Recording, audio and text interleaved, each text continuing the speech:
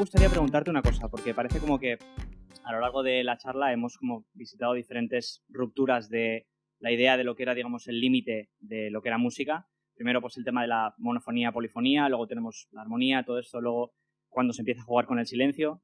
Y ahora parece como que últimamente también, o desde hace unos años, se ha empezado a también instrumentalizar o humanizar, como tú decías, organizar humanamente incluso el ruido, porque se ha empezado a trabajar con el noise, el drone y todo eso.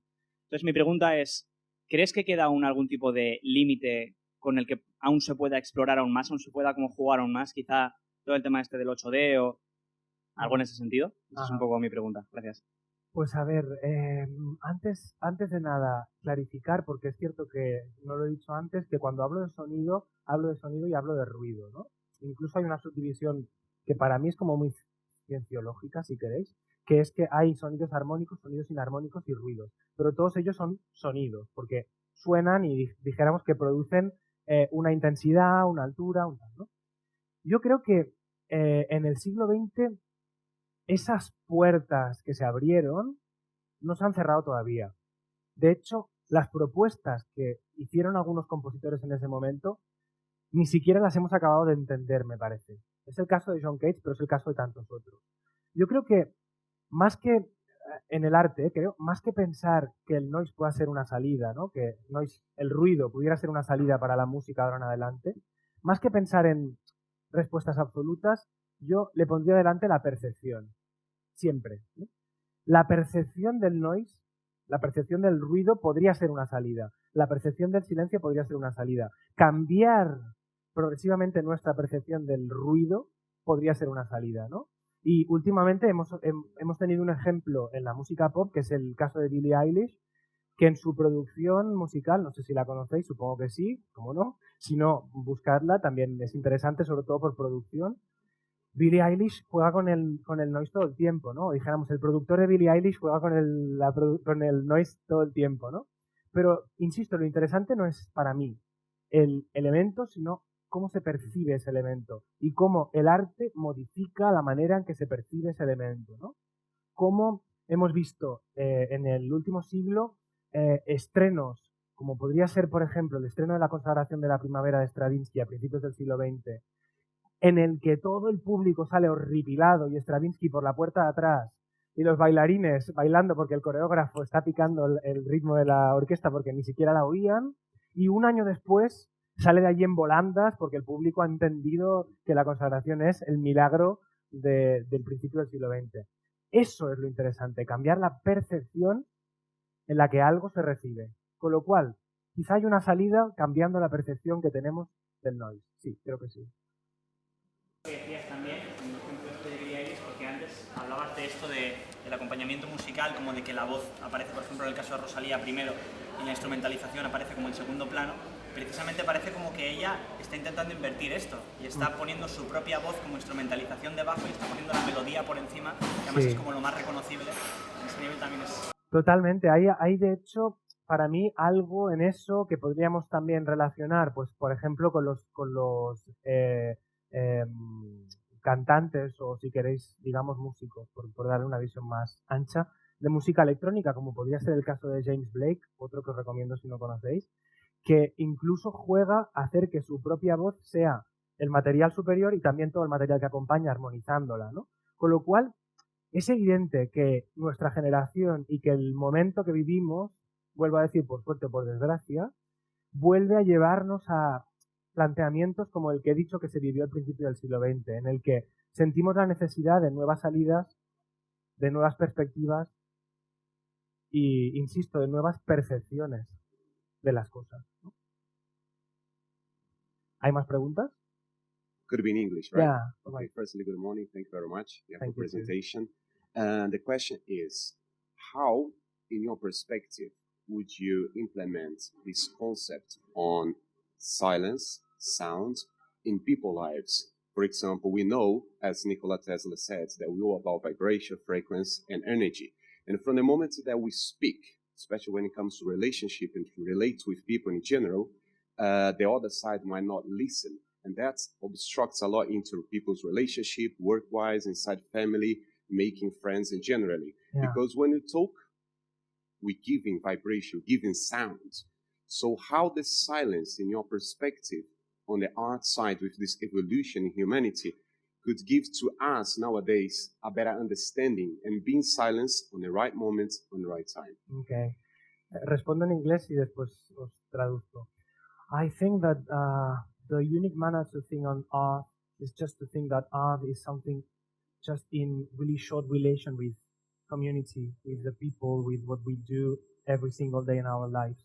So it means that we have to think that what goes on a stage and what we see on a stage or on a theater or whatever is something that give us some information about what to think when you go out, what to reflect when you go out, and what to change on your common days life about that. So I think that was the thing that John Cage tried to do with 4 minutes and 33 seconds of silence.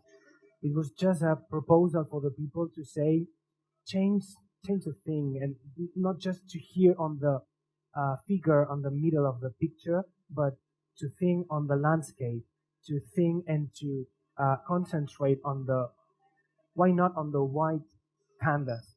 Why not? But it's all about concentration, right? Yeah, it's something related with that, and it's something related with the perspective as well. I mean, one question that Carla sent to me some days ago about today's speech was, what do you think that it's needed for a creative way of seeing the world? And I said that one of the things was to be critic, and the other thing was to have the perspective. On art, all what we have is perspective. And it's not just to think that what I'm writing, when I'm John Cage writing that piece, is not just my perspective, but to think on the other's perspective.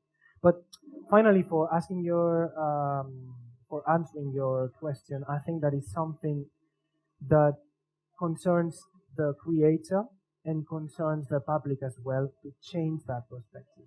And to think that silence, as you said, is not just something related with art, not something related with the science, but also with our common day life. I mean, you all accept that you have to sit down here and to keep silence because I'm telling something to you. And maybe when I'm having a coffee with you there, I have to understand that at some point I have to hear you and I have to keep silence, but not just silence as a stop. No, silence as a moving space, as a moving thing, as an alive thing. Le decía... Yeah, well said, thank you. Okay. Él me preguntaba si yo pensaba que de alguna manera esta idea de John Cage de que el silencio tuviera un espacio en el arte se podía o se tendría que traducir de alguna manera para que el público entendiera que en su vida el silencio también puede tener un espacio que quizá no tiene, ¿no? Y yo le decía que para mí, resumiendo ahora, no recuerdo todo lo que he dicho, pero que para mí había una doble, es una palabra asquerosa, pero una doble responsabilidad. La del artista a la hora de plantearle a la gente ese silencio y la de la gente a la hora de recoger ese guante y decir, ajá, me hablas del silencio y quizás es algo que yo puedo incorporar en mi vida, ¿no? Si ahora compartimos un café allí, yo sé y acepto, como vosotros estáis aceptando ahora, que debéis estar en silencio, pero no porque el silencio sea un espacio en blanco, no porque es el fondo de la imagen de los patos, ¿no?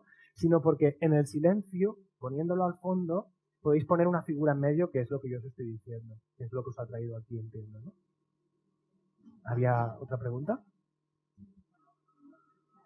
Sí, por favor.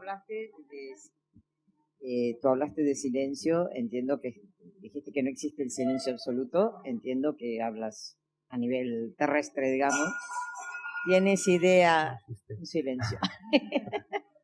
¿Tienes idea si, o sea, alguna referencia de si existe silencio fuera? O sea, de pronto pensé en el espacio exterior y no sé si realmente hay silencio, porque supongo que habrá desplazamiento de materia y eso que podrá generar, pero claro, como las condiciones son diferentes, si tiene algo que ver el silencio con la condición del planeta. Hagamos una puntualización porque... Sí, no, gran pregunta. El silencio existe. El silencio absoluto existe. He dicho que no podemos percibirlo.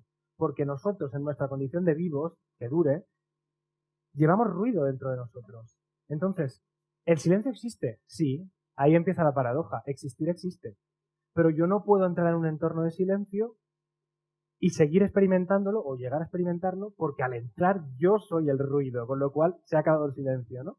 Y evidentemente al salir de la Tierra y al ir a cualquier espacio, cualquier punto del espacio que no sea un planeta con atmósfera, al no haber aire, no hay posibilidad de que las ondas del sonido, ¿no?, se desplacen por el espacio. Y como no se desplazan por el espacio, ahí sí, silencio absoluto. Pero una vez más, no podemos experimentarlo, uno, porque explotaríamos, y dos, porque si no explotáramos, nuestro corazón y nuestros pulmones y nuestro sistema nervioso rompería ese silencio. Y si no lo rompieras, que habríamos explotado. Con lo cual, esa es la paradoja, ¿no? ¿Existe el silencio? Rotundamente sí. Si hay algún científico en la sala o si me oyera o viera el vídeo y yo me oyera decir el silencio no existe, tendría una demanda de la comunidad científica porque evidentemente el silencio existe.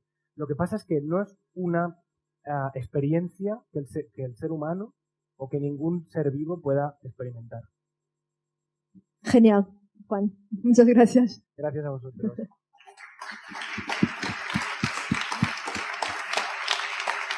Muchas gracias.